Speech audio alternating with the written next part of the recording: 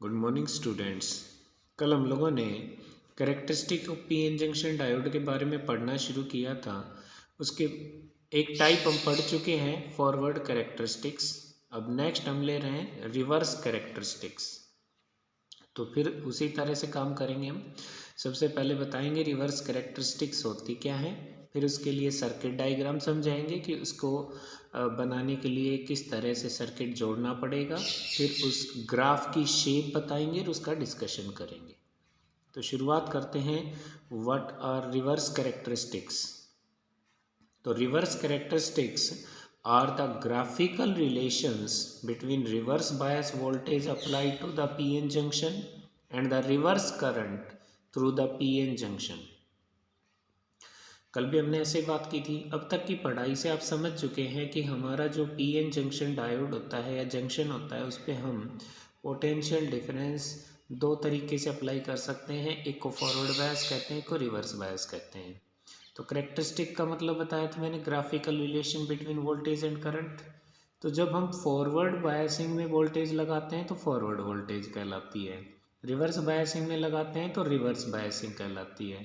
तो reverse characteristics जो होती हैं, these are the graphical relations between the reverse bias voltage applied to the PN junction, PN junction पर जो reverse bias voltage apply की गई है उसके, and reverse current through the PN junction, उस पीएन जंक्शन में फ्लो करने वाले रिवर्स करंट के बीच का जो ग्राफ होता है, ग्राफिकल रिलेशन होता है, वही कहलाती है रिवर्स कैरेक्टरिस्टिक्स।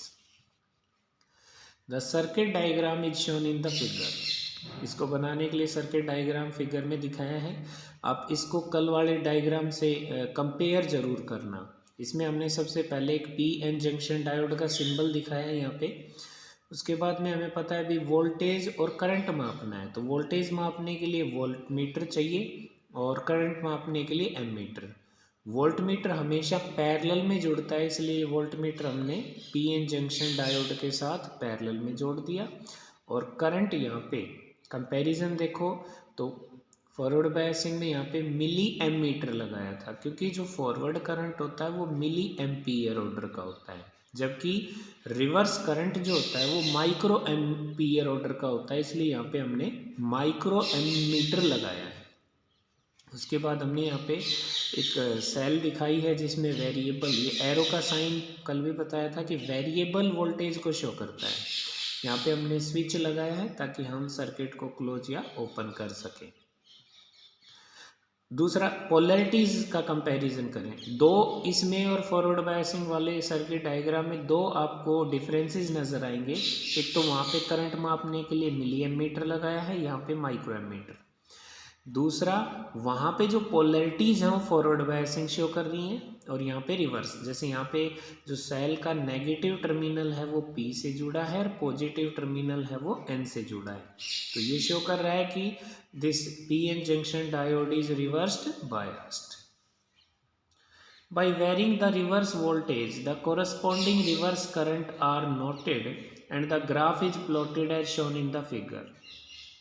यहाँ से हम अलग अलग वोल्टेज अप्लाई करेंगे जिसकी कोरस्पॉन्डिंग वोल्टेज वोल्टमीटर से और करंट माइक्रोमीटर से नोट कर लेंगे, एंड देन एक ग्राफ प्लॉट किया है between reverse voltage and reverse current. ये रिवर्स करंट दिखाई दे रहा होगा, ये माइक्रो एम्पियर में लिया गया है, जबकि ये जो रिवर्स वोल्टेज है ये वोल्ट में ली गई है।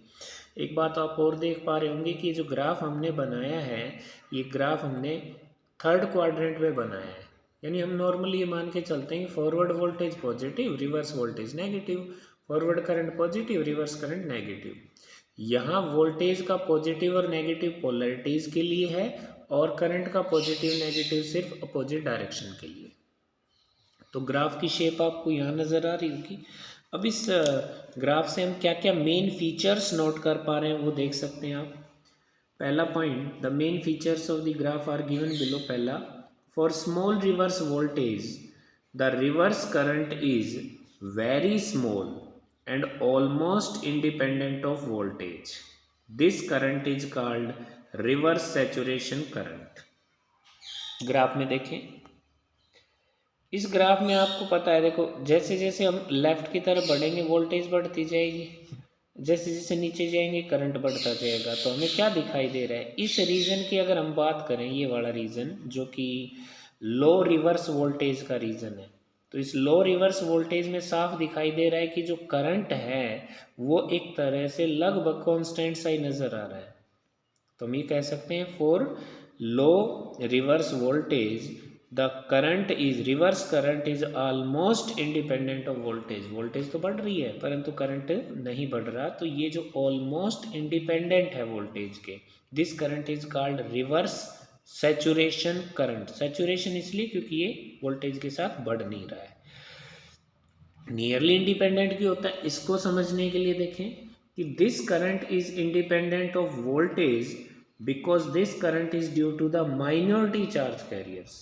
आपको याद होगा रिवर्स बायसिंग में बताया था कि जब रिवर्स बायसिंग करते हैं तो मेजॉरिटी चार्ज कैरियर्स यानी पी के होल्स और इनके इलेक्ट्रॉन जंक्शन से अवे मूव करते हैं, इसलिए करंट जो होता है वो केवल माइनॉरिटी चार्ज कैरियर की वजह से होता है जो संख्या में बहुत ही कम होते हैं। और ये जो माइनॉरिटी चार्ज कैरियर होते हैं ना, they are produced by the temperature. इनके पैदा होने का जो कारण है ना वो भी थर्मली जनरेटेड है। एक शब्द हम पढ़ेंगे इसमें,